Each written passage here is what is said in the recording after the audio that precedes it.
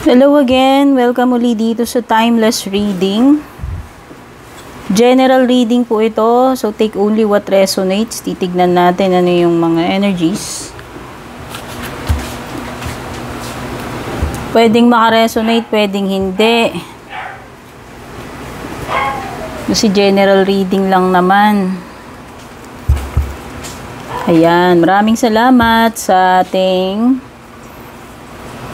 mga taga-subaybay, sa mga top fans natin, mga subscribers, followers, YouTube channel members. Yan. YouTube channel member, shout out, Juliet Saito, Mildred Miyatake, Julian Gonzal, Alejandra Arguedo, Velo Vitos, Yo Divine, Maya 2.6. Yung mga FB page, subscribers natin, Alicia, Chancellor Aida Manuel, Jovel Salvador, May Ann Agkis, at saka si Miss Jennifer. Personal readings, basahin nyo na lang yung description ng bawat video na ina-upload ko. Nandyan lahat ng detalye. Dumiretso kayo sa aking FB page. Kung bago po kayo, please don't forget to like, follow, or subscribe.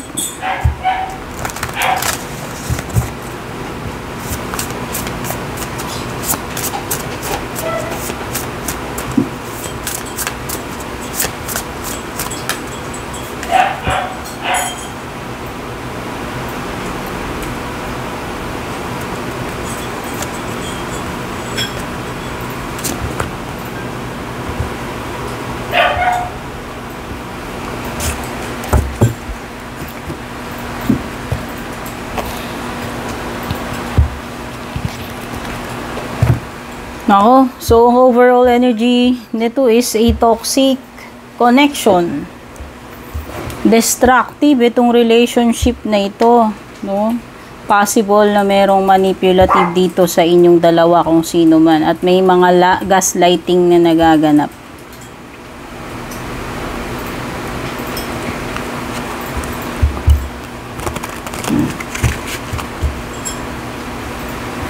Pwedeng yung mga kasalanan nito, or kung may ginagawa siya, parang inuunahan ka na niya, pinoproject niya na sa iyo, no? Para lang hindi mapunta sa kanya yung spotlight.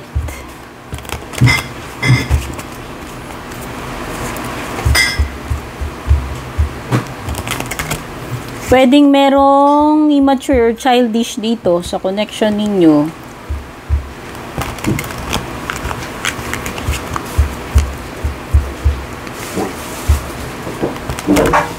Or pwedeng meron talagang mas bata rito. Bata by age. Yan. Pwede rin emotionally immature yung isa.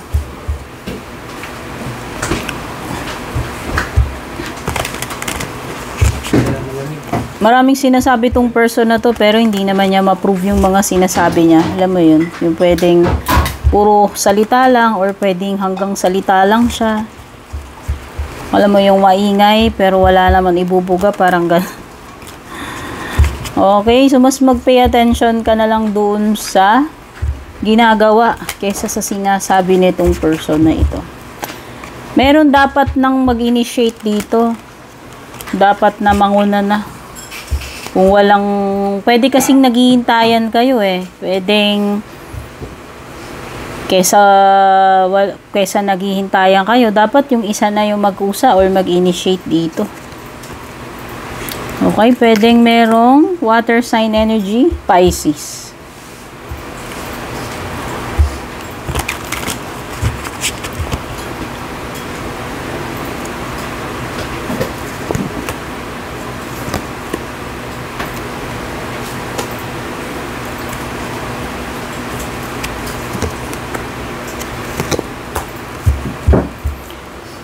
Strong energy ng Pisces or Aquarius. Meron ding Sagittarius at saka Earth sign na lumitaw, Taurus, Virgo, or Capricorn. Pero malakas yung Aquarius or Pisces, no?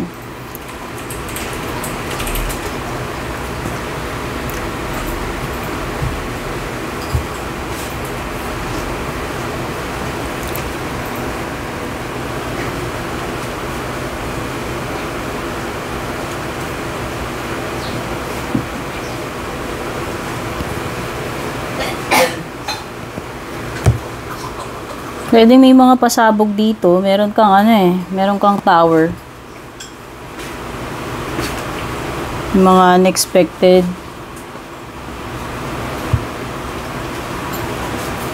Or revelation. Baka meron. Hindi ko alam eh. Parang may something na matutuklasan ka about deception. Ayan. May ginagawang kabalbalan, kalokohan. Yan yung matutuklasan dito. Ayan. Aquarius energy yun eh. Yung isa kasi dito, mas matured siya. Pero yung isa, hindi ko lang alam kung talagang mas bata siya sa age or talagang immature lang.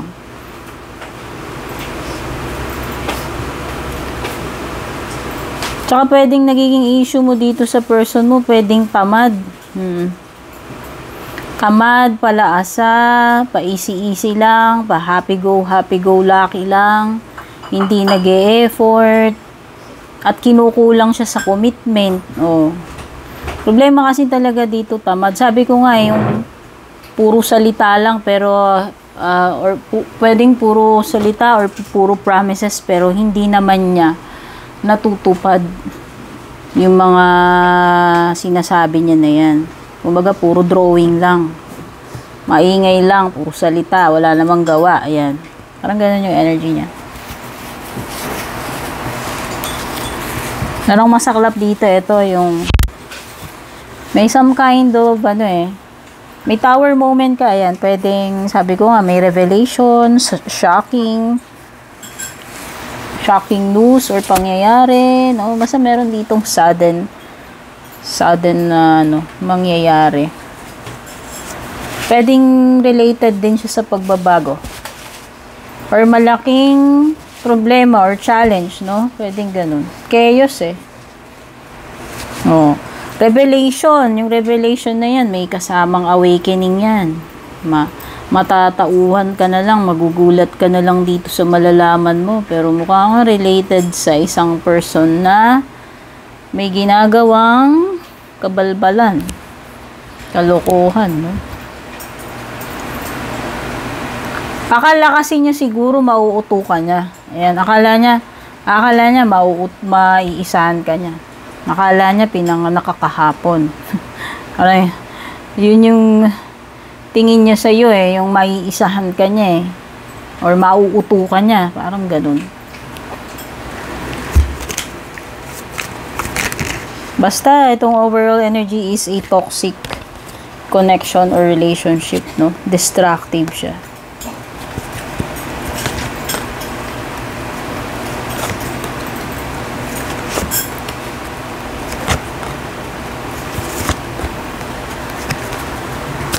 Toxic talaga.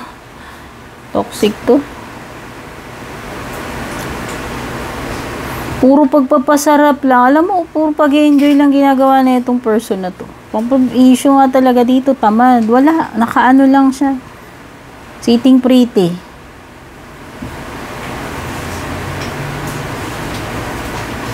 Wala eh. Kung ano siya dati, ganun pa rin yung position niya. Hindi nag-improve. Yun yung nakikita ko. Stagnant energy. Walang progress. O sasabihin niya siguro, magbabago siya. Sasabihin niya ganito, ganyan. Pero lack of effort. Lazy. Puro procrastination. Lack of commitment. Kumbaga, ikaw, pag pinagpapasensyahan mo na lang siguro, nagtitiis ka na lang dito. Pero kung tutuusin, nakakapundi, nakakapikon na, nakakapagod na yung ganitong setup, no? So, yan, pwedeng meron ditong nagtitimpi na lang, nagtitiis, nagpapasensya, pero hindi, syempre, may hangganan ng, may limitasyon ng, ang pasensya natin, nauubos din yan.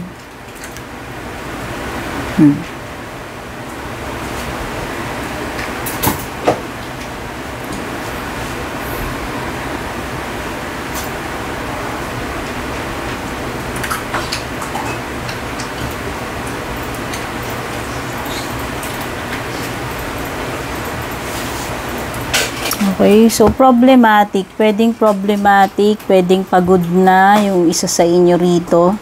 Dahil dito sa partner na to, na tamad, immature, puro salita, walang nagagawa, walang improvement. Okay.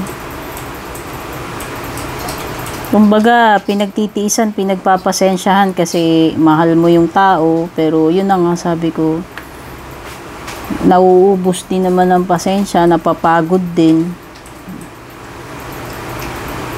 Hindi ko nga alam kung may ginawa na ito in the past eh.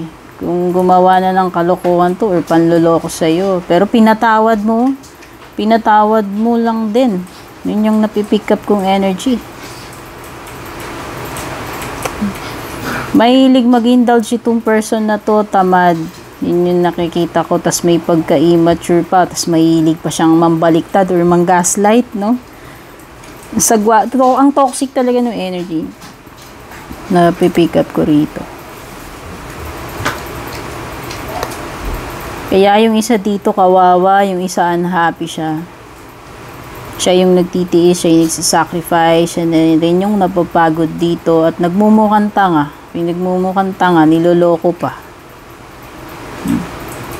Kumbaga, kung ikaw yon, devil card, ibig sabihin, kung alam mo na wala nang magandang patutunguhan tong connection na to, ikaw lang din mismo ang may free will to get out of this situation, na tanggalin mo na lang yung sarili mo sa ganitong klaseng toxic situation or relationship. Kumbaga, yung dawn of enlightenment mo, depende na yan sa'yo. Pero may nakita na kasi second tower eh. Pwedeng na-realize mo na eh. Pwedeng namulat ka na eh. Ano yung dapat mong gawin or baguhin dito sa nangyayari na to, sa situation, or pwedeng alam mo na dapat you need to put an end sa ganitong klaseng connection or situation.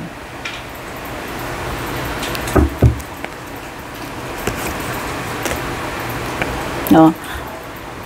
What's next? O, yan. Kung hindi pa kayo naghiwalay nito, exhaustion talaga. Di ba sabi ko nga, matagal nang nagtitimpi at nauubos din naman yung pasensya. Nauubos din yung mga chances. So, nakikita ko exhaustion. Eventually, sasabog din yan, mag-i-end din yan like the tower. No? Parang may some kind of upheaval or biglaan na lang na mangyayari dito. Shocking realization or shocking na experience, no? Awakening, yan. Change kasi yan eh. Okay, eventually, what's next is yun na nga, sabi ko nga, mauuwi rin sa mapapagod, bibigay din, sasabog din, at mag-i-end din ito. No? Nakikita ko is moving out. Meron na lang, basta, merong aalis dito. Yun na yung dalawang next na pwedeng mangyari dito. Dahil pundido na, napagod na, nag-give up na, ayaw na. Then tatapusin na lang ito. Or siya na lang mismo yung aalis, mag-walk away kung sino man sa inyo yan. Okay, sana nakatulong itong reading na to. Paki-like and share kung nagustuhan. Take care, God bless.